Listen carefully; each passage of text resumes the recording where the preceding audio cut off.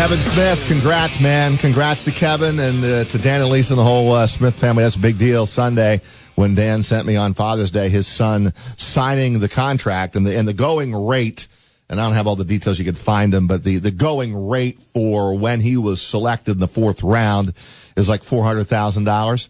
Not bad piece of change, coming from Castleton, East Greenbush, Little League, up through the ranks, signing the deal, and now away we go, right? The journey begins for Kevin Smith, but he is not the only player from Columbia that was selected, because the column that Pete Iorizzo wrote, and we always have Pete on Monday reacting to his column. Pete is the columnist and the sports editor of the Times-Union. Pete wrote a column on Will Gorman, and Will Gorman, 2013 Columbia High School graduate, selected by the Diamondbacks in the 32nd round of the MLB Draft this past week. And it wasn't just, as I'm reading here, Iorizzo's column, he writes, this past week wasn't just a dream come true.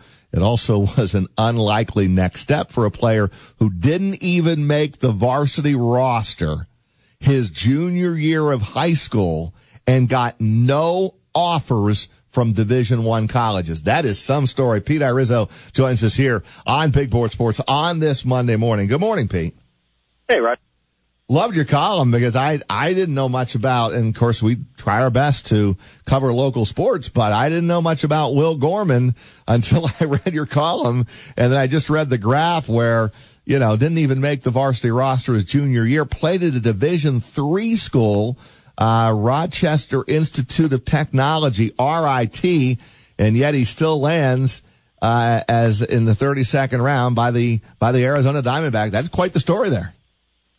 I actually didn't realize that he played 1 year of high school of varsity baseball until I was actually talking to him, and I was asking him about if he had any opportunities to go to a Division I. He said, I only had 1 year of varsity experience, and I assumed he meant 1 year of playing on the varsity junior before the recruiting process really got going. But he actually didn't even make the varsity team as a junior. He said he was homeschooled up until his sophomore year of high school, and obviously went to Columbia High JV team as a sophomore and tried out as a junior and didn't make it.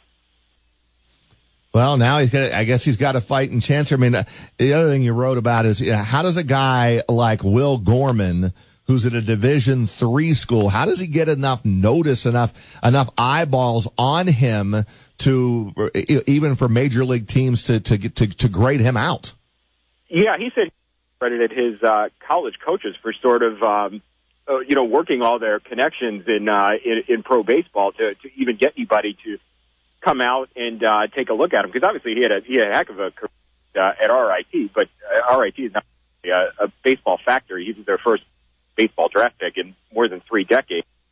So it sounds like it was quite a challenge to scouts to come out and take notice of him as good as his numbers were. He said the Diamondbacks, who was responsible for his selection, was actually a friend of one coaches with RIT, and that's how that came about. But he said his coaches really worked it throughout his career to try to get pro scouts to come and take a notice of a guy who obviously was very unheralded coming to school, although he did have a great senior year. Was tearing it up in Division. We're talking with Pete Iorizzo, who wrote a column in the Sunday paper with the headline "Gorman shines as unlikely MLB draftee," and even going back to the high school days, you have here homeschooled until his sophomore year of high school, didn't even get a crack at the varsity roster as a junior. Instead, he got sent back to the JV team.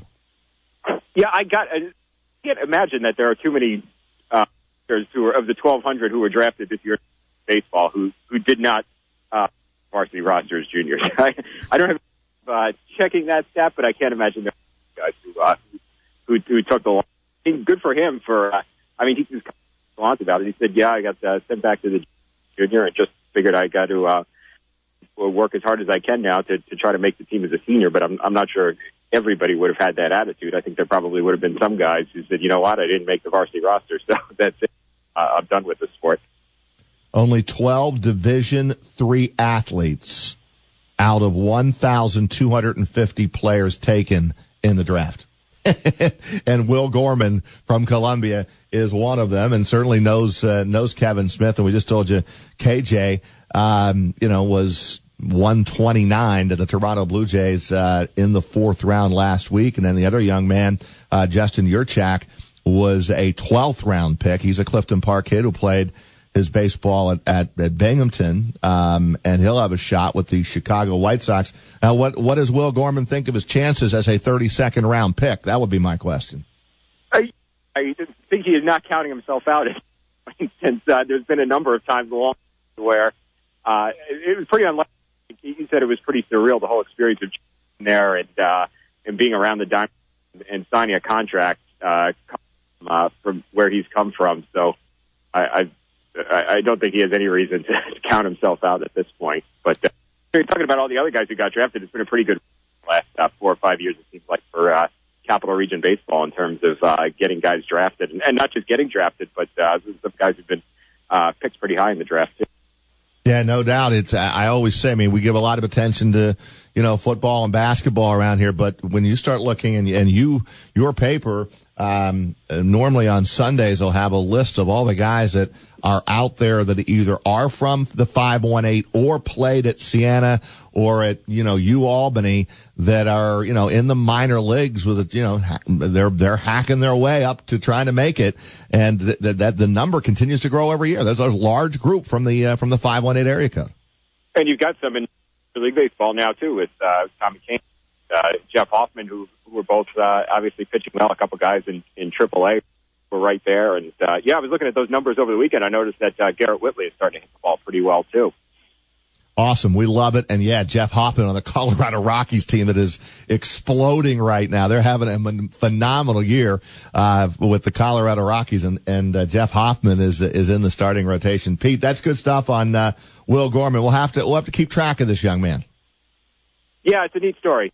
I'll be rooting for him for sure. No doubt. Great column Sunday, and Pete is with us every Monday morning reacting to his column in the Sunday edition of the Times Union. Thank you, Pete. Okay, thanks, Roger. I appreciate it. You got it, Pete Iorizzo.